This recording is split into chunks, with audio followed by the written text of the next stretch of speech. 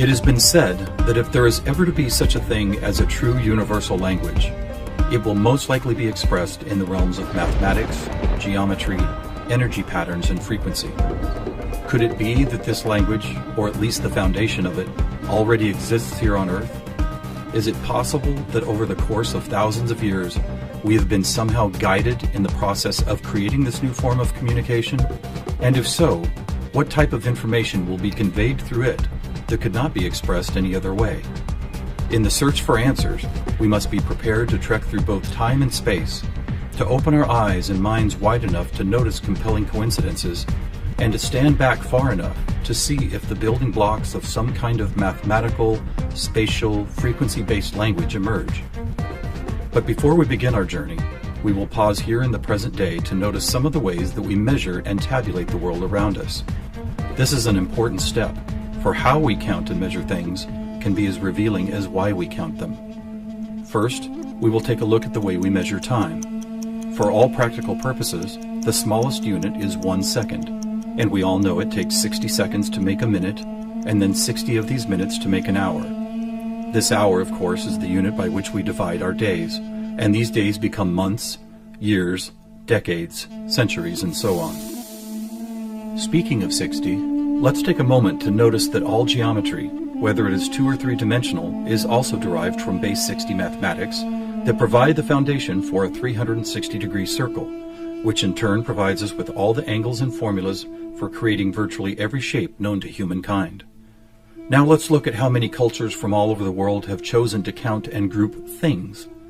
Right away, we see that we have been attracted to the number 12. 12 eggs in a dozen, 12 months in a year, 12 inches in a foot, 12 signs of the zodiac.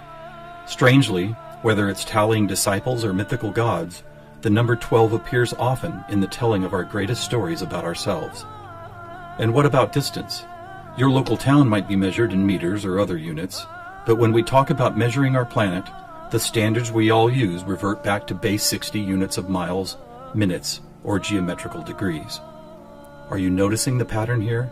We seem to be encountering a lot of 12s and 60s. Are they related? And if so, how? To answer that piece of the puzzle, we must travel roughly 5,000 years back in time to visit the ancient Sumerian culture of Mesopotamia, for here is where our 1260-based math comes from. This counting system, which was invented by the same people who produced the world's first written language, involved counting the knuckles of the 4 long fingers on one hand and then multiplying them by all 5 digits on the other hand. If you do this, you will get a maximum number of 12 knuckles times 5 fingers, which of course totals 60. How these cosmic jumps in language and mathematics occurred so suddenly is open to debate, but it is interesting to note that the ancient Sumerians themselves wrote about being given this information by sky god visitors they called the Anunnaki. Who and what the Anunnaki were is a hotly contested subject, but one thing that cannot be denied is the fact that over 5,000 years ago, a mathematical system was born that incredibly still serves us today. So now that we have our various units of measurement, all based on the Sumerian 1260 counting system, let's jump forward to a few pivotal moments in history and see what other numbers, patterns, and synchronicities appear. In the 6th century BC, on the Greek island of Samos, the famed mathematician Pythagoras led a school of thought that married philosophy, mathematics, music, and of course geometry. And while Pythagoras did not discover advanced geometry, he did apply it in new ways, especially to music. For instance, he noticed that when a tauten string was plucked, it would create a tone. And when that string was divided in half, it would make the same tone only twice as high in pitch. Pythagoras then came up with numerical ratios based on harmonic fifths, and this led to the creation of the musical scale found at the root of most modern music. It is important to note that according to Pythagoras, all musical notes were found by using mathematics, and as such were given number values according to their placement in a kind of master grid. For instance, by using fifths beginning from note number 1, he was eventually guided to note 27. And to find the same note twice as high in pitch, he simply kept doubling it to 54, 108, 216, 432, and so on up the scale. If you've ever heard of Pythagorean tuning, you know that the number 432 is quite important. To Pythagoras himself, it probably wouldn't have stood out more than any other in his numerical grid. But in our quest to find a universal language based on mathematics and frequency, this particular note represents a significant piece of coincidental evidence.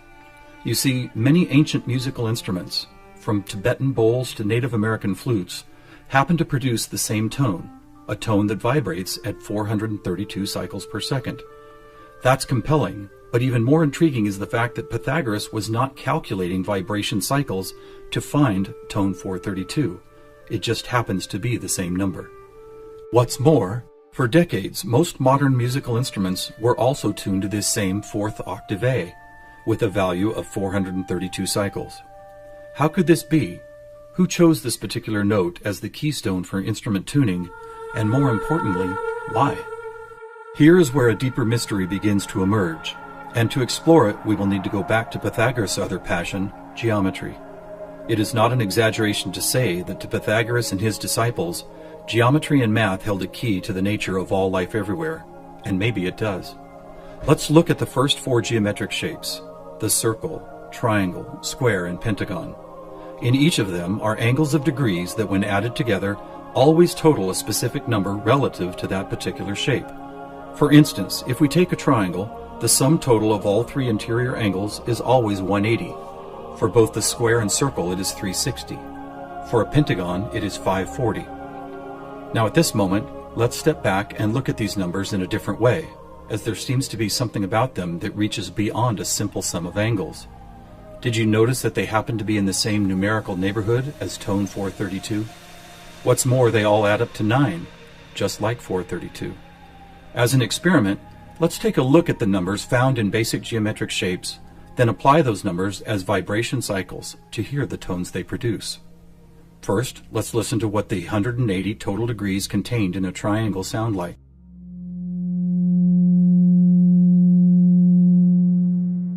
And here's a squares and circles 360 in cycles per second. A perfect octave up from the triangle. What about the pentagon at 540? That sounds like a harmonic fifth of the other two. That's interesting. What are these tones? They are F sharp and its perfect harmonic fifth of C sharp. Let's keep going. What does a hexagon 720 sound like? Another F sharp. Here's a seven-sided septagon, which totals 900. This is an A sharp, which happens to be the note required to complete an F sharp major chord in perfect three-part harmony.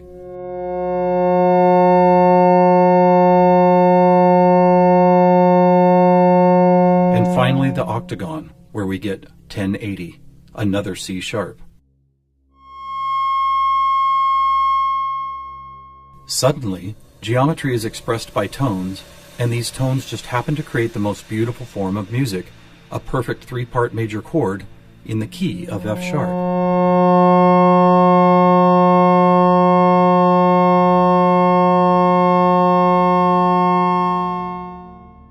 Is this something we've been missing for years? Is it important? To the famous philosopher and mathematician Plato, the answer would have been a resounding yes, for it is Plato who advanced the study of two-dimensional geometry into three-dimensional geometry, and who began to recognize that nature, whether expressed as a tone, the petal design of a flower, or the spiraling design of a seashell, seemed to follow a 3D mathematical pattern. In fact, it became an obsession of Plato to try and find the simplest three-dimensional geometric shapes, and his quest ultimately revealed what we now call the Platonic solids. In essence, these forms represent the most elemental construction blocks found both in human-made and natural forms. So let's see if and how they fit into our geometry tone grid. First, there is the tetrahedron, or a three-sided pyramid comprised of four interlocking triangles. As we did before, let's add up all the angles found in those four triangles. The answer, 720, which we have already seen is the tone F sharp.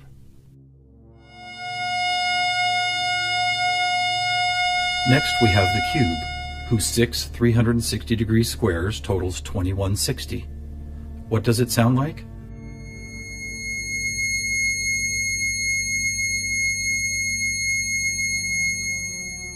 2160 is a high C sharp, and as you will see later, a very interesting number for other reasons as well. Next up is the octahedron. Constructed of 8 triangles, this shape totals 1440, which is another perfect F sharp higher up the scale. The icosahedron is made up of 20 triangles, so the total number of degrees is 3600. As a tone, 3600 vibration cycles create the A sharp needed to complete yet another F sharp major chord that sounds like this.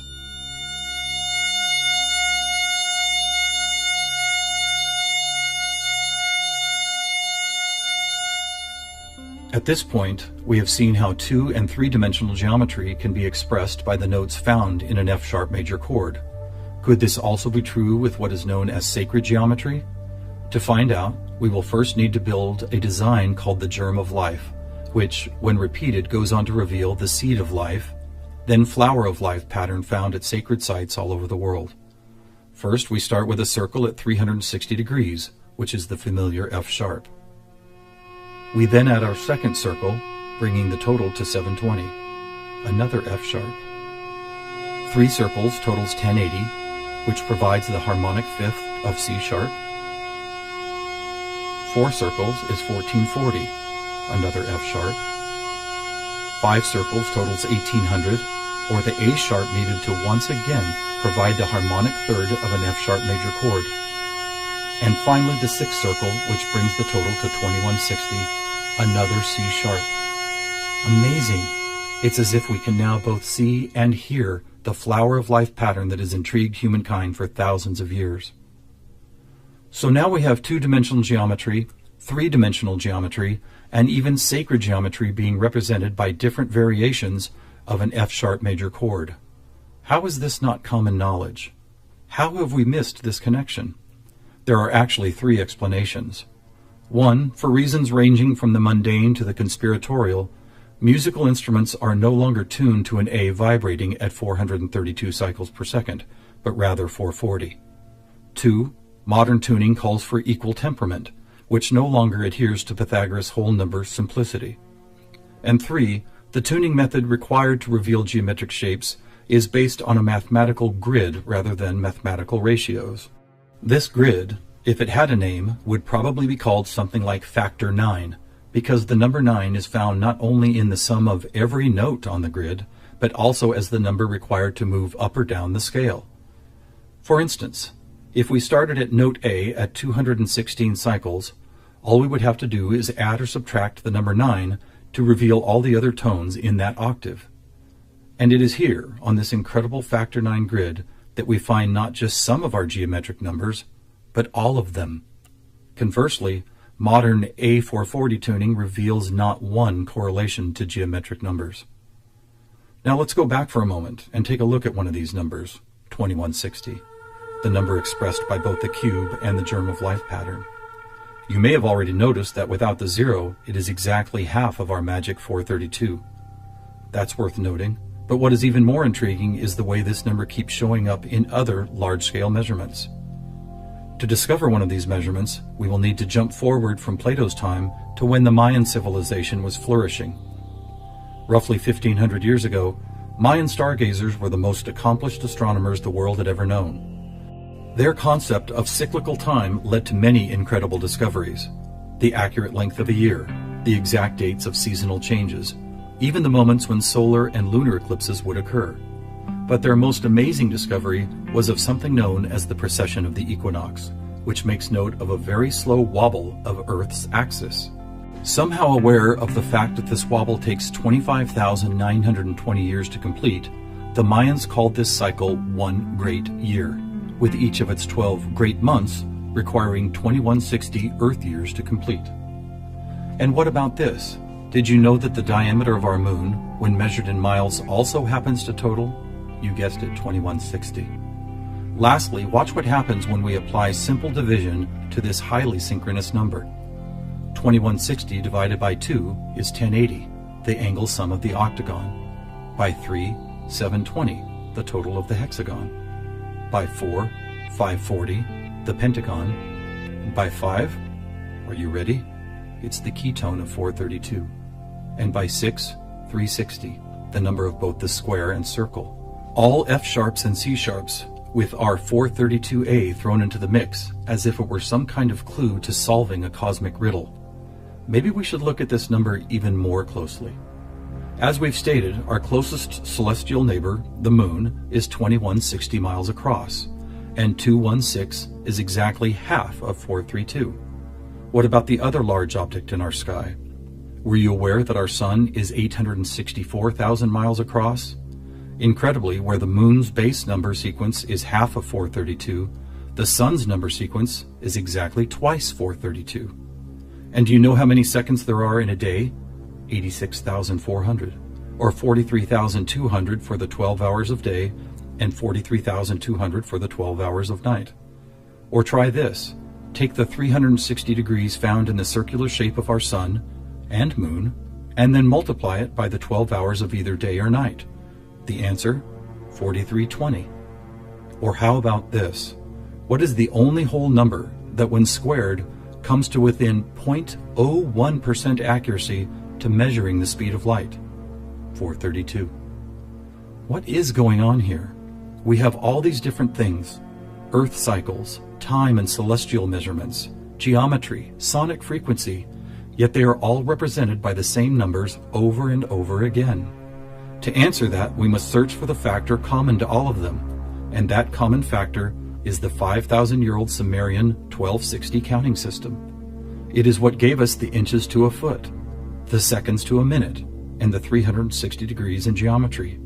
It's almost as if the sky god visitors, who the Sumerians called the Anunnaki, provided humanity with a counting system that would lead to the discovery of these synchronicities. Could it be that the number 432 really is some kind of cosmic key that unlocks a language of higher understanding? And if so, have these sky visitors ever been back to make sure we don't miss the importance of the 432 matrix? One possible answer can be found in the story of a man named George Van Tassel, a respected aeronautical engineer who believed he was contacted by extraterrestrial beings in the early 1950s. During this encounter, Van Tassel said he was provided with a mathematical formula that could be used for everything from time travel to sound frequency healing, and which he used to build the world-famous Integratron near Joshua Tree, California. What is this formula? It is F equals 1 over T, or frequency equals one particular something divided by the number of time. Well, what if that one something was the biggest one on our planet, the one great year of 25,920 discovered by the Mayans? And what if the number for time was the most logical choice of 60? Suddenly, this mysterious equation is expressed as frequency equals 25,920 divided by 60. Are you ready for the answer? It's 432. Not only the frequency that instruments all of the world have been tuned to for thousands of years, but also the number that reveals the synchronistic nature of life on this planet. Noticing all these coincidences revealed by the 432 matrix and the Sumerian counting system, we must wonder if other ancient cultures were aware of them as well. Just scratching the surface, it would seem that they were. For example, let's take the Sumerian 12 and square it for a total of 144. Right off, we see that it is indeed a number and tone contained within our factor 9 grid. Expanding outward, we find 1440, then 144,000, which is a number that appears all over the world in the most compelling of ways. Take, for instance, the Great Pyramid of Giza. It happens to have been covered with 144,000 smooth white casing stones. To ancient Mayans, 144,000 days was the length of their 394-year Baktun, a time cycle which has just begun again. In the Bible, we read that there will be 144,000 chosen ones redeemed from the earth prior to the apocalypse. Obviously, number sequences like these have been significant to many different cultures and religious sects, and to one enigmatic group in particular, the Freemasons. Were the earliest Masons, the supposed keepers of sacred information, also aware of the factor 9 grid, the 432 key, and the number 144,000? Their infatuation with the numbers 3 and 13 might be telling. For instance, if you divide 144,000 by 432, the answer is 333.3 into infinity. Or take a look at the back of a dollar bill. That famous unfinished pyramid could be revealing some interesting clues. For instance, there are 13 steps climbing the pyramid, and 13 times 33.3 is 432.9. Even the shape of the flat-topped pyramid appears to be made as if someone had drawn 4 dots in a line, then 3 above it, then 2 above that, and then connected those dots to reveal this iconic shape. And of course, let's not forget that the square root of our all-important factor 9 grid is 3 threes. Who else knew about 432? The answer is surprising. In India, large cycles of time are called Kali Yugas, and each one is 432,000 years long. In fact, the number 432 appears so often in sacred structures and myths, from Stonehenge to the pyramids, that author Joseph Campbell could not help but see it as the most important mythological number in history. So what do we have here? What is it that's trying to be expressed by all of these coincidences? One answer is that over the course of history, we have been somehow guided toward both the subconscious creation and eventual conscious recognition of a grand pattern based on frequency, mathematics, time, space, and geometry. Quite possibly, these synchronistic numbers, shapes, and tones represent the building blocks of a language that we do not yet fully understand, but could turn out to be the most important language we will ever learn. How will we use it? Who will we be conversing with? Time will tell. Thousands of years ago, from locations all over the globe, various prophets, shamans, and seers described an era when humanity would make some kind of cosmic leap into a next level of consciousness. Here, at the dawning of the age of Aquarius and the start of a new Mayan Baktun cycle, maybe it's happening.